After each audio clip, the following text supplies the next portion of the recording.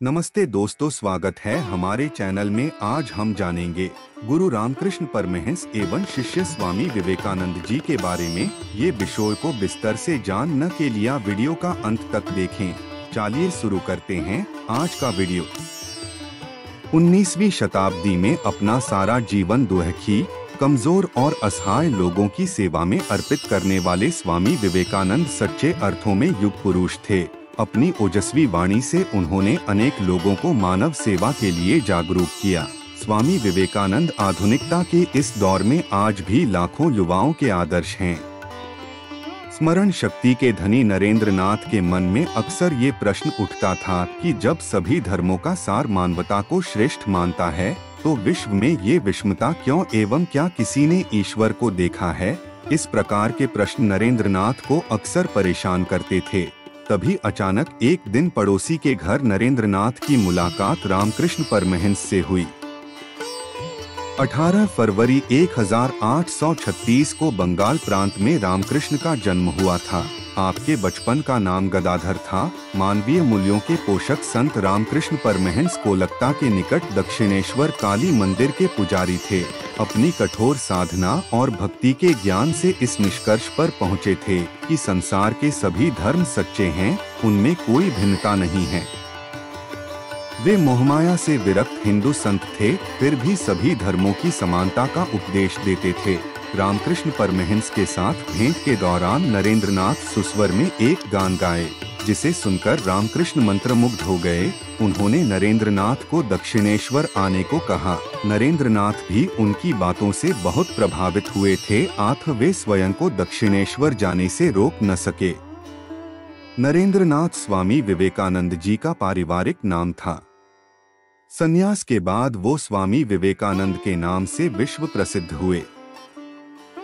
जब नरेंद्र नाथ दक्षिणेश्वर गए तो बातचीत के दौरान ही उन्होंने रामकृष्ण जी से प्रश्न करके पूछा कि क्या ईश्वर को देखा जा सकता है। रामकृष्ण जी ने उत्तर दिया कि क्यों नहीं, उन्हें भी वैसे ही देखा जा सकता है जैसे मैं तुम्हें देख रहा हूँ, परंतु इस लोक में ऐसा करना कौन चाहता है।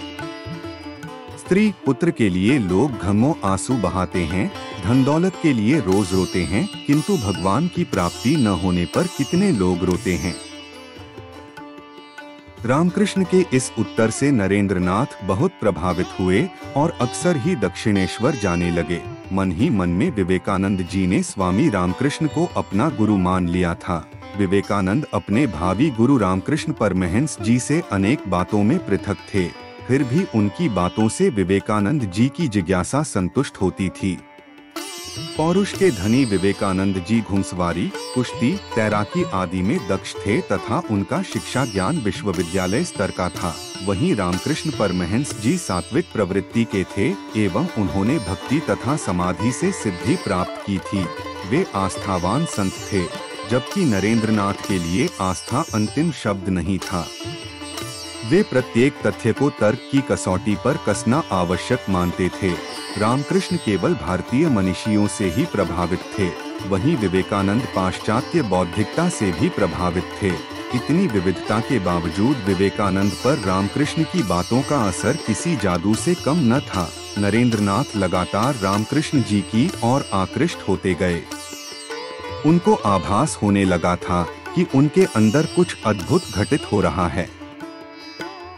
एक बार वार्तालाप के दौरान रामकृष्ण का हाथ नरेंद्र नाथ से स्पर्श हो गया। नरेंद्र नाथ तत्काल बेहोश हो गए। उन्हें लगा कि वे किसी अन्य लोक में चले गए। विवेकानंद जी ने अपने उस दिन के अनुभव का वर्णन करते हुए कहा कि उस समय मेरी आंखें खुली हुई थी। मैंने देखा था कि दीवारों के साथ कमरे का सभी सामान तेजी से घूमता हुआ कहीं विलीन हो रहा है। मुझे लगा कि सारे ब्रह्मांड के साथ मैं भी कहीं विलीन हो रहा हूँ। मैं भय से कांप उठा। जब मेरी चेतना लौटी तो मैंने देखा कि प्रखर आभा मंडल का तेज लिए ठाकुर रामदेव मेरी पीठ पर हाथ फेर रहे हैं। इस घटना का नरेंद्र नाथ पर बहुत गहरा असर हुआ। उन्होंने सोचा कि जिस शक्ति के आगे मेरी जैसी दृढ़इच्छा शक्ति वाला बलिष्ठ युवक भी बच्चा बन गया, वह व्यक्ति निश्चय ही अलौकिक शक्ति से संपन्न है। रामकृष्ण परमहंस के प्रति नरेंद्र नाथ की श्रद्धा और अधिक आंतरिक हो गई। लगभग 5 वर्ष की घनिष्ठता के बाद नरेंद्रनाथ औपचारिक रूप से स्वामी रामकृष्ण परमहंस के विधिवत शिष्य बन गए और योग्य गुरु को योग्य उत्तराधिकारी मिल गया। उन्होंने विवेकानंद को ध्यान समाधि में श्रेष्ठ बना दिया।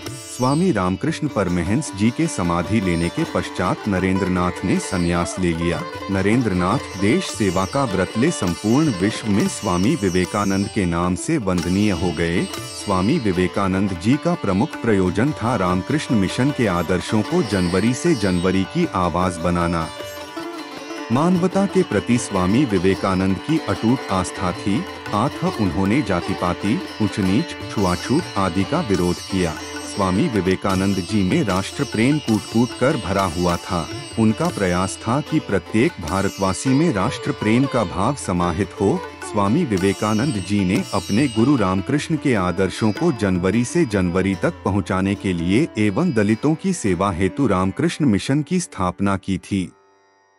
आज भी ये संस्था लोक सेवा के कार्य में लगी हुई है, जिसका मूल मंत्र है मानव सेवा ही सच्ची ईश्वर सेवा है।